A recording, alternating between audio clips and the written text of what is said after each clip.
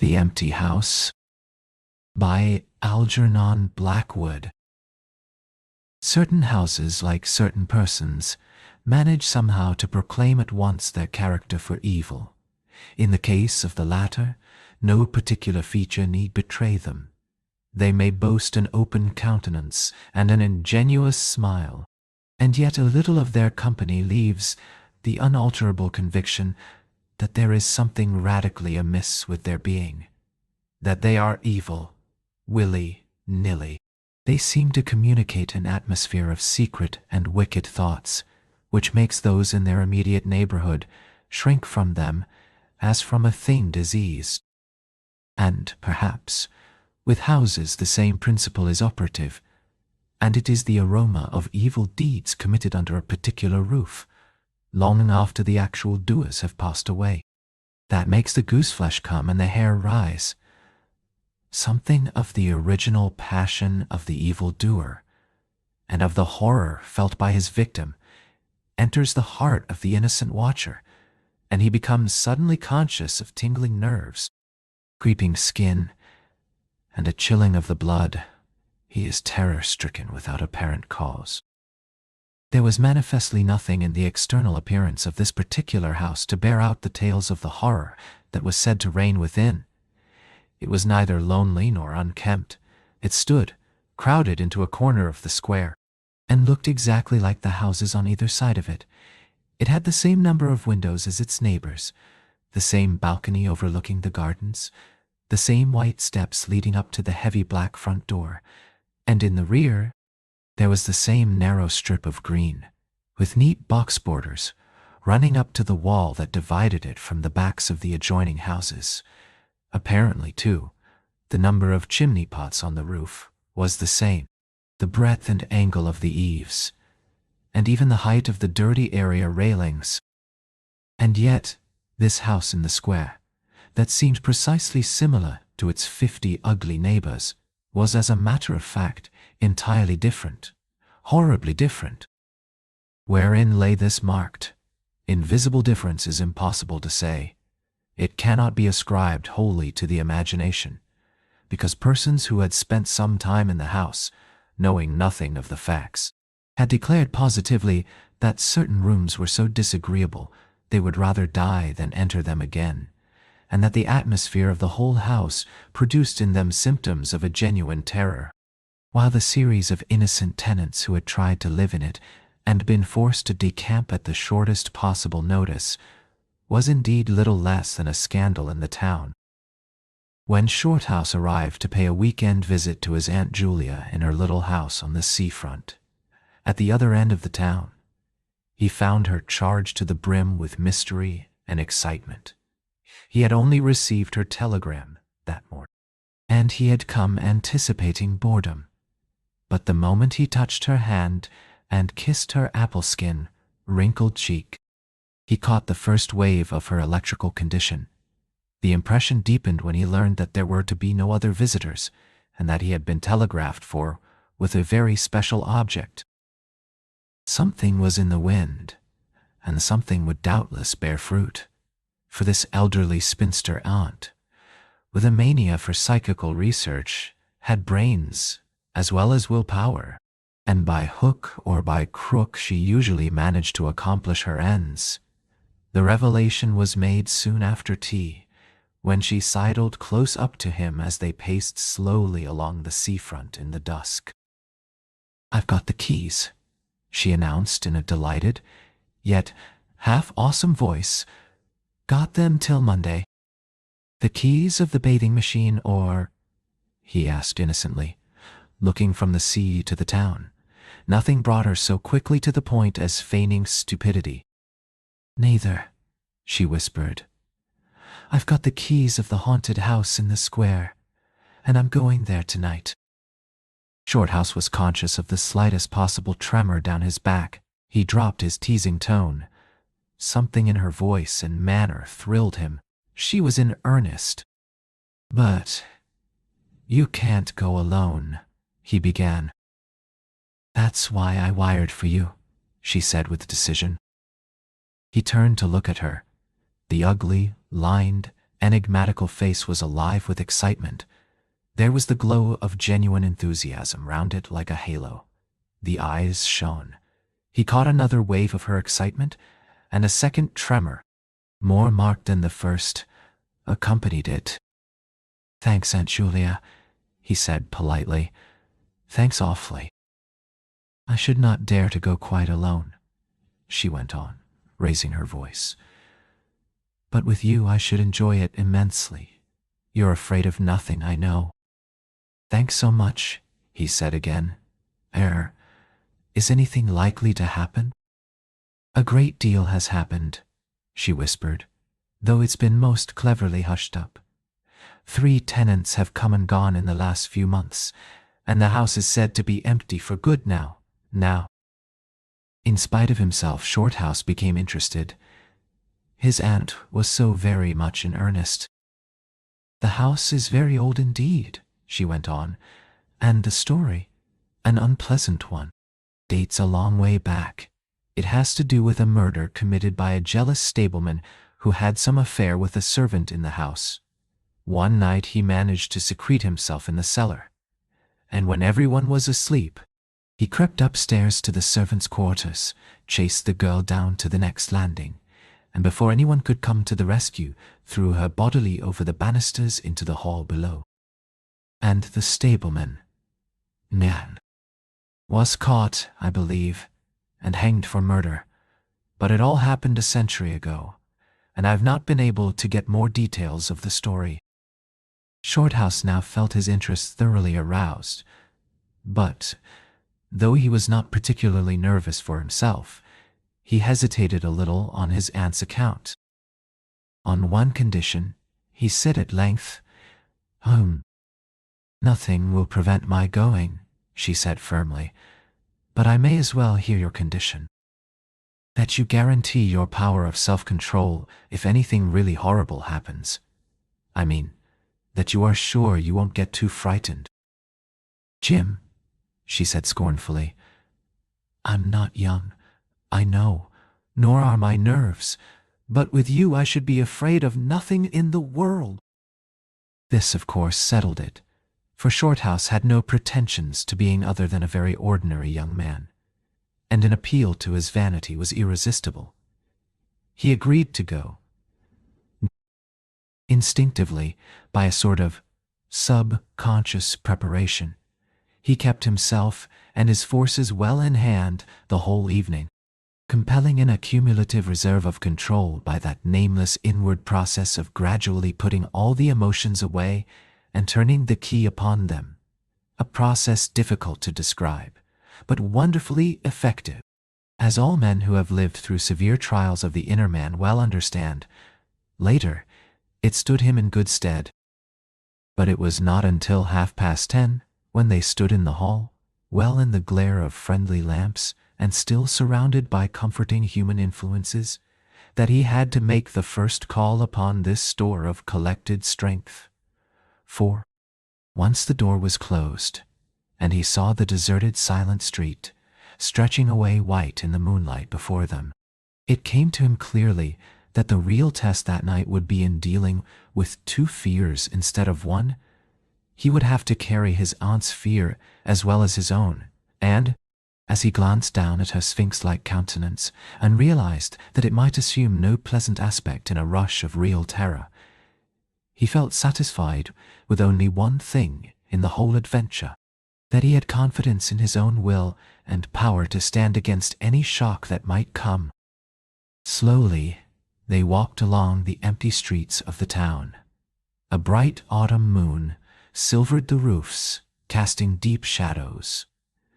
There was no breath of wind, and the trees in the formal gardens by the seafront watched them silently as they passed along.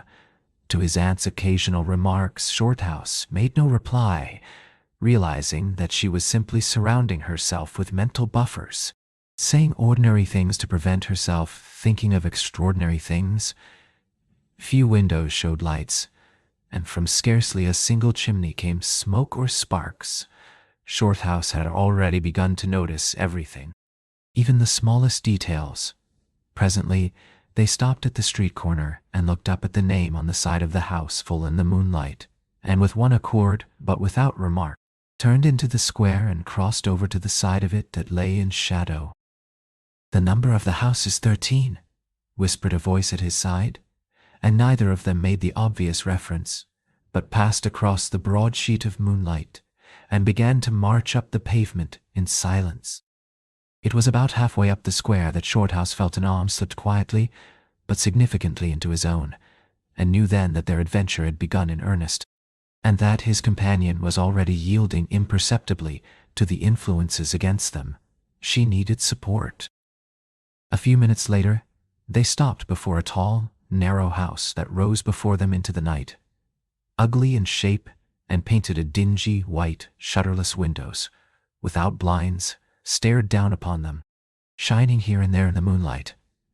There were weather streaks in the wall and cracks in the paint, and the balcony bulged out from the first floor, a little unnaturally, but beyond this generally forlorn appearance of an unoccupied house, there was nothing at first sight to single out this particular mansion for the evil character it had most certainly acquired. Taking a look over their shoulders to make sure they had not been followed, they went boldly up the steps and stood against the huge black door that fronted them forbiddingly. But the first wave of nervousness was now upon them, and Shorthouse fumbled a long time with the key before he could fit it into the lock at all.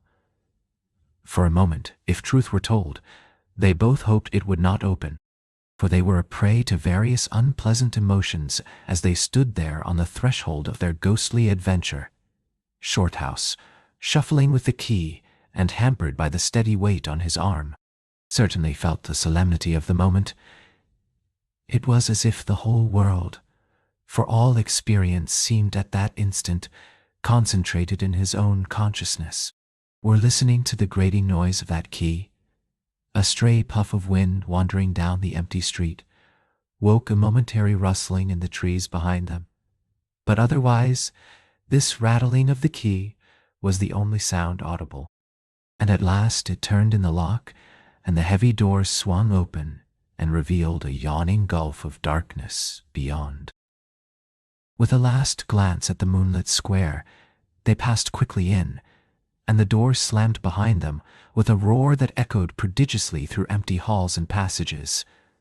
But instantly, with the echoes, another sound made itself heard, and Aunt Julia leaned suddenly so heavily upon him that he had to take a step backwards to save himself from falling.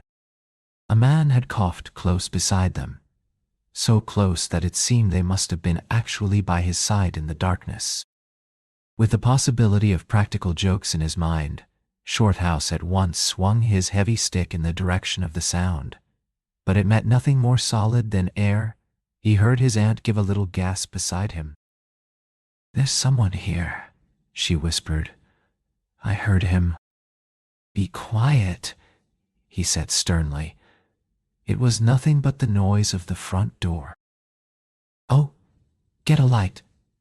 Quick," she added, as her nephew, fumbling with a box of matches, opened it upside down and let them all fall with a rattle onto the stone floor. The sound, however, was not repeated, and there was no evidence of retreating footsteps. In another minute they had a candle burning, using an empty end of a cigar case as a holder. And when the first flare had died down, he held the impromptu lamp aloft and surveyed the scene, and it was dreary enough in all conscience, for there is nothing more desolate in all the abodes of men than an unfurnished house dimly lit, silent, and forsaken, and yet tenanted by rumor with the memories of evil and violent histories. They were standing in a wide hallway. On their left was the open door of a spacious dining room, and in front the hall ran, ever narrowing, into a long, dark passage that led apparently to the top of the kitchen stairs. The broad, uncarpeted staircase rose in a sweep before them, everywhere draped in shadows, except for a single spot about halfway up where the moonlight came in through the window and fell on a bright patch on the boards. This shaft of light shed a faint radiance above and below it, lending to the objects within its reach a misty outline that was infinitely more suggestive and ghostly than complete darkness. Filtered moonlight always seems to paint faces on the surrounding gloom. And as Shorthouse peered up into the well of darkness and thought of the countless empty rooms and passages in the upper part of the old house, he caught himself longing again for the safety of the moonlit square, or the cozy, bright drawing room they had left an hour before. Then, realizing that these thoughts were dangerous, he thrust them away again and summoned all his energy for concentration on the present. "Aunt Julia," he said aloud severely, "we must now go through the house from top to bottom and make a thorough search." The echoes of his voice died away slowly all over the building, and in the intense silence that followed, he turned to look at her. In the candlelight, he saw that her face was already ghastly pale, but she dropped his arm for a moment and said in a whisper, stepping close in front of him, "I agree. We must be sure there's no one hiding. That's the first thing." She spoke with evident effort, and he looked at her with admiration. "You feel quite sure of yourself? It's not too late." "I think so," she whispered, her eyes shifting nervously toward the shadows behind. "Quite sure. Only one thing." "What's that?" "You must never leave me alone for an instant. As long as you understand that any sound or appearance must be investigated at once. For to hesitate means to admit fear. That is fatal." "Agreed," she said, a little shakily, after a moment's hesitation. "I'll try." Arm in arm, Shorthouse holding the dripping candle and the stick, while his aunt carried the cloak over her shoulders, figures of utter comedy to all but themselves, they began a systematic search. Stealthily, walking on tiptoe and shading the candle lest it should betray their presence through the shutterless windows, they went first into the big dining room. There was not a stick of furniture to be seen. Bare walls, ugly mantelpieces, and empty grates stared at them. Everything, they felt, resented their intrusion, watching them, as it were, with veiled eyes. Whispers followed them. Shadows flitted noiselessly to right and left. Something seemed ever at their back, watching, waiting an opportunity to do them injury. There was the inevitable sense that operations which went on when the room was empty had been temporarily suspended till they were well out of the way again. The whole dark interior of the old building seemed to become a malignant presence that rose up, warning them to desist and mind their own business. Every moment the strain on the nerves increased. Out of the gloomy dining room, they passed through large folding doors into a sort of library or smoking room, wrapped equally in silence, darkness, and dust. And from this they regained the hall near the top of the back stairs. Here a pitch-black tunnel opened before them into the lower regions, and, it must be confessed, they hesitated, but only for a minute. With the worst of the night still to come, it was essential to turn from nothing. Aunt Julia stumbled at the top step of the dark descent, ill-lit by the flickering candle, and even Shorthouse felt at least half the decision go out of his legs. "Come on," he said peremptorily, and his voice ran on and lost itself in the dark, empty spaces below. "I'm coming," she faltered, catching his arm with unnecessary violence. They went a little unsteadily down the stone steps, a cold, damp air meeting them in the face, close and malodorous. The kitchen, into which the stairs led along a narrow passage, was large, with a lofty ceiling. Several doors opened out of it, and some into cupboards with empty jars still standing on the shelves, and others into horrible little ghostly back offices, each colder and less inviting than the last. Black beetles scurried over the floor, and once, when they knocked against a deal table standing in a corner, something about the size of a cat jumped down with a rush and fled, scampering across the stone floor into the darkness. Everywhere there was a sense of recent occupation, an impression of sadness and gloom. Leaving the main kitchen, they next went towards the scullery. The door was standing ajar, and as they pushed it open to its full extent, Aunt Julia uttered a piercing scream, which she instantly tried to stifle by placing her hand over her mouth.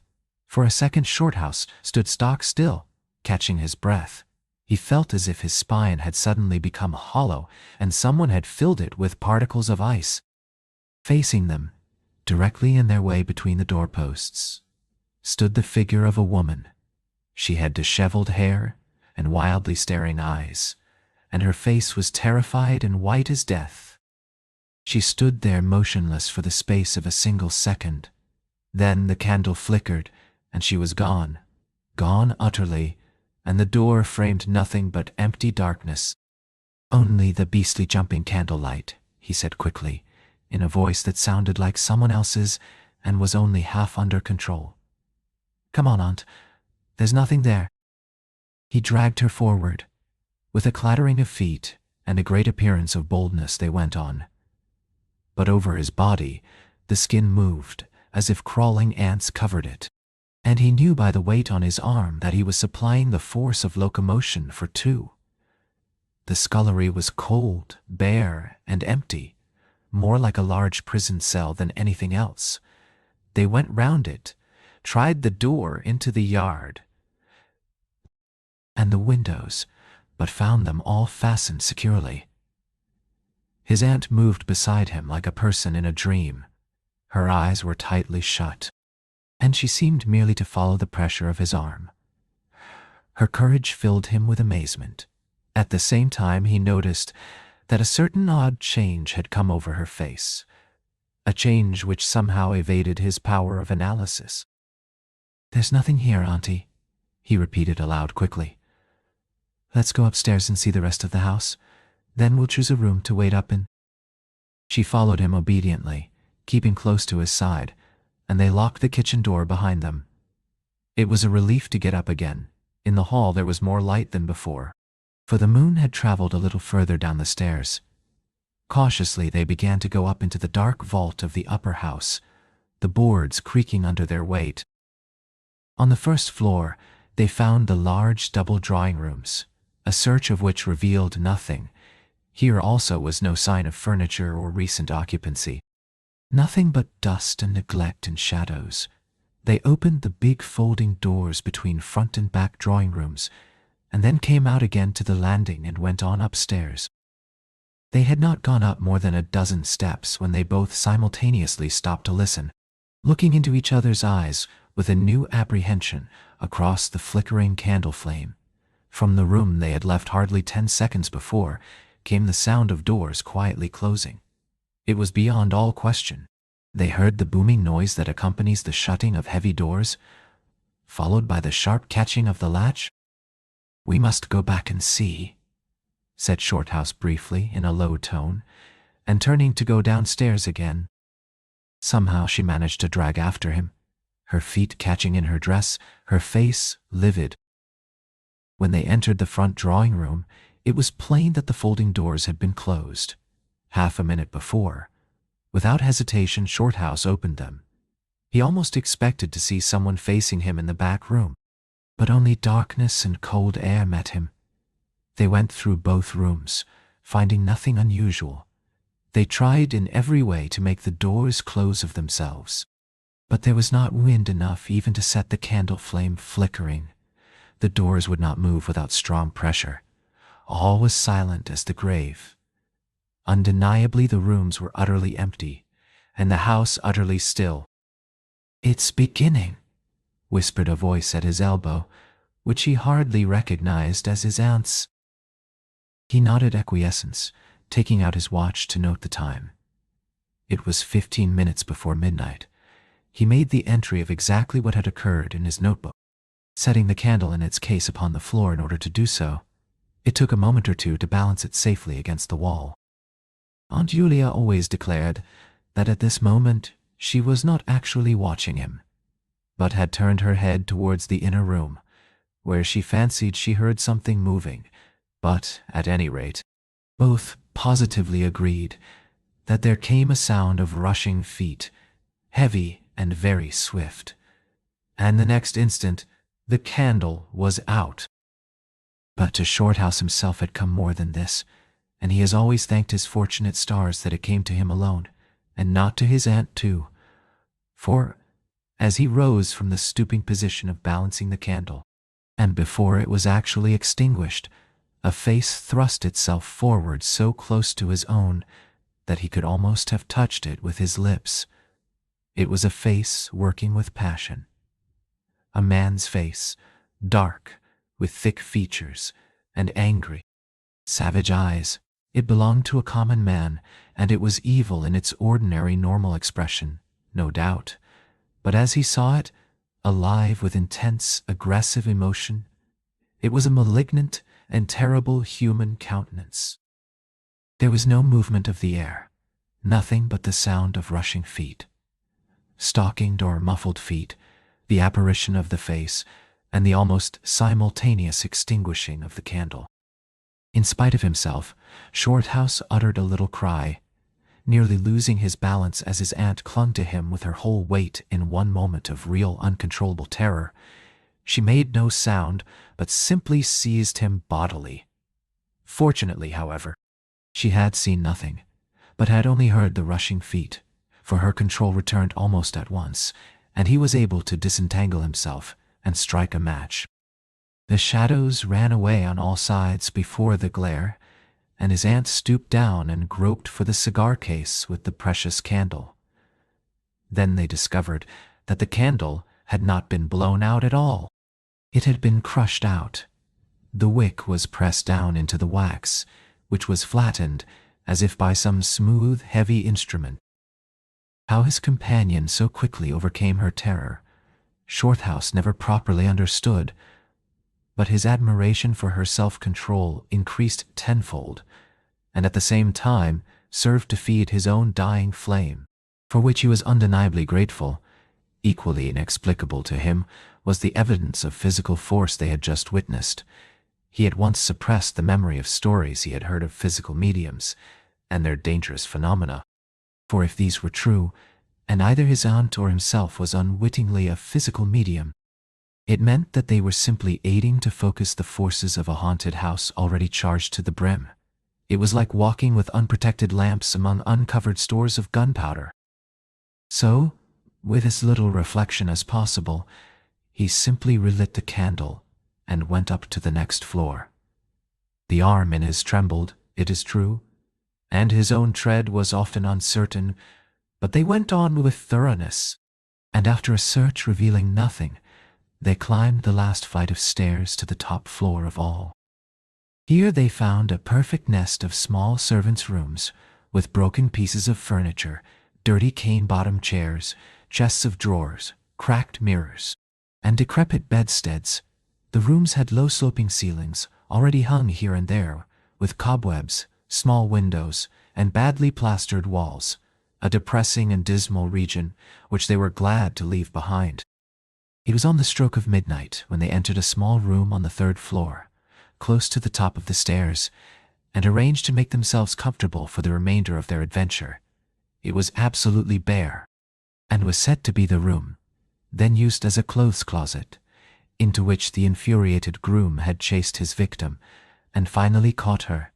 Outside, across the narrow landing, began the stairs leading up to the floor above, and the servants' quarters where they had just searched. In spite of the chilliness of the night, there was something in the air of this room that cried for an open window. But there was more than this. Shorthouse could only describe it by saying that he felt less master of himself here than in any other part of the house. There was something that acted directly on the nerves, tiring the resolution, enfeebling the will. He was conscious of this result before he had been in the room 5 minutes, and it was in the short time they stayed there that he suffered the wholesale depletion of his vital forces, which was, for himself, the chief horror of the whole experience.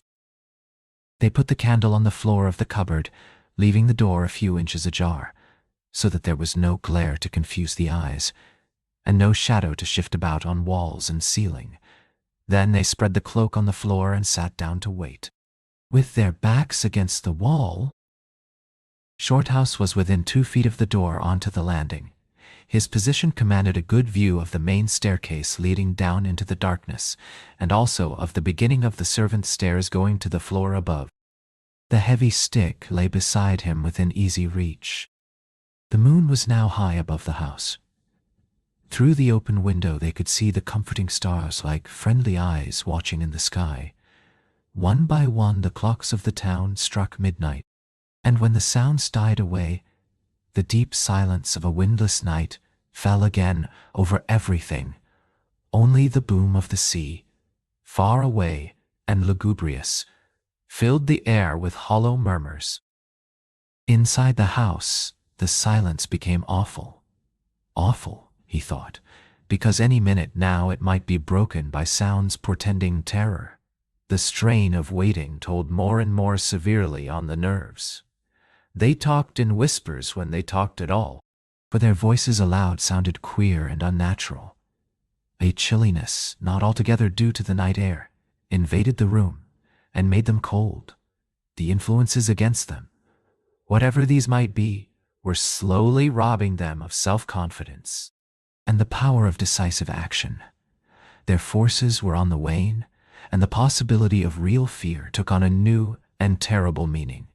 He began to tremble for the elderly woman by his side, whose pluck could hardly save her beyond a certain extent.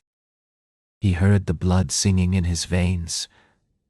It sometimes seemed so loud that he fancied it prevented his hearing properly certain other sounds that were beginning very faintly to make themselves audible in the depths of the house.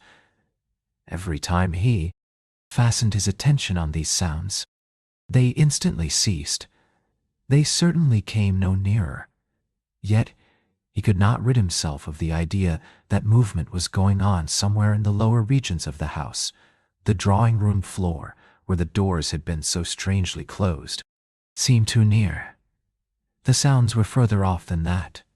He thought of the great kitchen with the scurrying black beetles, and of the dismal little scullery, but, somehow or other, they did not seem to come from there either. Surely they were not outside the house. Then, suddenly, the truth flashed into his mind, and for the space of a minute, he felt as if his blood had stopped flowing and turned to ice. The sounds were not downstairs at all. They were upstairs. Upstairs, somewhere among those horrid, gloomy little servants' rooms with their bits of broken furniture, low ceilings, and cramped windows. Upstairs where the victim had first been disturbed and stalked to her death. And the moment he discovered where the sounds were, he began to hear them more clearly. It was the sound of feet, moving stealthily along the passage overhead, in and out among the rooms, and past the furniture. He turned quickly to steal a glance at the motionless figure seated beside him, to note whether she had shared his discovery. The faint candlelight, coming through the crack in the cupboard door, threw her strongly marked face into vivid relief against the white of the wall. But it was something else that made him catch his breath and stare again. An extraordinary something had come into her face and seemed to spread over her features like a mask. It smoothed out the deep lines and drew the skin everywhere a little tighter, so that the wrinkles disappeared. It brought into the face, with the sole exception of the old eyes, an appearance of youth and almost of childhood. He stared in speechless amazement that was dangerously near to horror. It was his aunt's face indeed, but it was her face of 40 years ago, the vacant, innocent face of a girl. He had heard stories of that strange effect of terror, which could wipe a human countenance clean of other emotions, obliterating all previous expressions.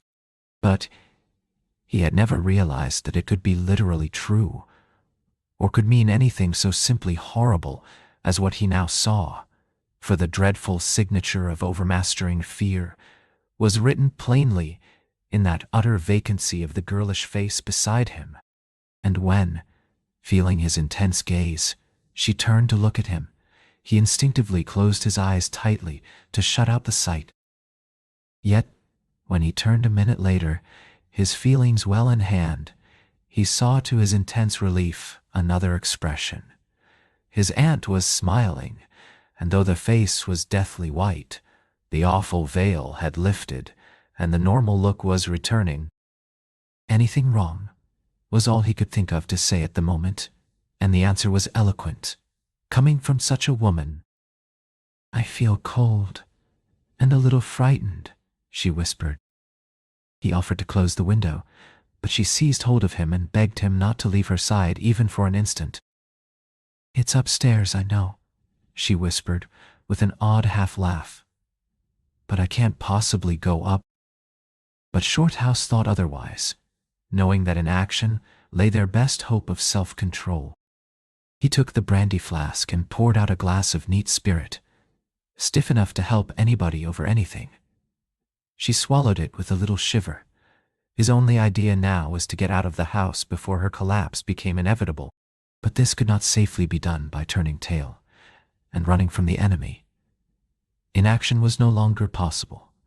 Every minute he was growing less master of himself, and desperate, aggressive measures were imperative without further delay. Moreover, the action must be taken towards the enemy, not away from it. The climax, if necessary and unavoidable, would have to be faced boldly. He could do it now. But in 10 minutes, he might not have the force left to act for himself, much less for both. Much less for both. Upstairs, the sounds were meanwhile becoming louder and closer, accompanied by occasional creaking of the boards. Someone was moving stealthily about, stumbling now and then, awkwardly against the furniture. Waiting a few moments to allow the tremendous dose of spirits to produce its effect, and knowing this would last but a short time under the circumstances, Shorthouse then quietly got on his feet, saying in a determined voice, "Ah. Now, Aunt Julia, we'll go upstairs and find out what all this noise is about. You must come too. It's what we agreed." He picked up his stick and went to the cupboard for the candle. A limp form rose shakily beside him, breathing hard, and he heard a voice say very faintly something about being ready to come. The woman's courage amazed him. The woman's courage amazed him. It was so much greater than his own, and as they advanced, holding aloft the dripping candle, some subtle force exhaled from this trembling, white-faced old woman at his side. That was the true source of his inspiration. It held something really great that shamed him and gave him the support without which he would have proved far less equal to the occasion. They crossed the dark landing, avoiding with their eyes the deep black space over the banisters. Then they began to mount the narrow staircase to meet the sounds which, minute by minute, grew louder and nearer. About halfway up the stairs Aunt Julia stumbled, and Shorthouse turned to catch her by the arm, and just at that moment there came a terrific crash in the servants' corridor overhead. It was instantly followed by a shrill, agonized scream that was a cry of terror and a cry for help melted into one. Before they could move aside or go down a single step, someone came rushing along the passage overhead, blundering horribly, racing madly, at full speed, 3 steps at a time, down the very staircase where they stood. The steps were light and uncertain, but close behind them sounded the heavier tread of another person, and the staircase seemed to shake. Shorthouse and his companion just had time to flatten themselves against the wall when the jumble of flying steps was upon them, and 2 persons, with the slightest possible interval between them, dashed past at full speed. It was a perfect whirlwind of sound, breaking in upon the midnight silence of the empty building.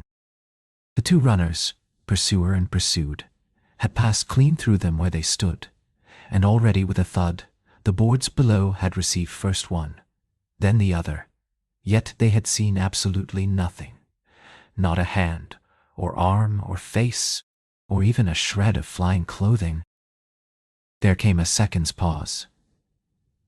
Then the first one, the lighter of the 2, obviously the pursued one, ran with uncertain footsteps into the little room which Shorthouse and his aunt had just left. The heavier one followed. There was a sound of scuffling, gasping, and smothered screaming. And then, out onto the landing came the step of a single person treading weightily. A dead silence followed for the space of half a minute, and then was heard a rushing sound through the air. It was followed by a dull, crashing thud in the depths of the house below, on the stone floor of the hall. On the stone floor of the hall. Utter silence reigned after. Nothing moved. The flame of the candle was steady. It had been steady the whole time, and the air had been undisturbed by any movement whatsoever. Palsied with terror, Aunt Julia, without waiting for her companion, began fumbling her way downstairs. She was crying gently to herself, and when Shorthouse put his arm round her and half carried her, he felt that she was trembling like a leaf. He went into the little room and picked up the cloak from the floor, and, arm in arm, walking very slowly, without speaking a word or looking once behind them, they marched down the 3 flights into the hall.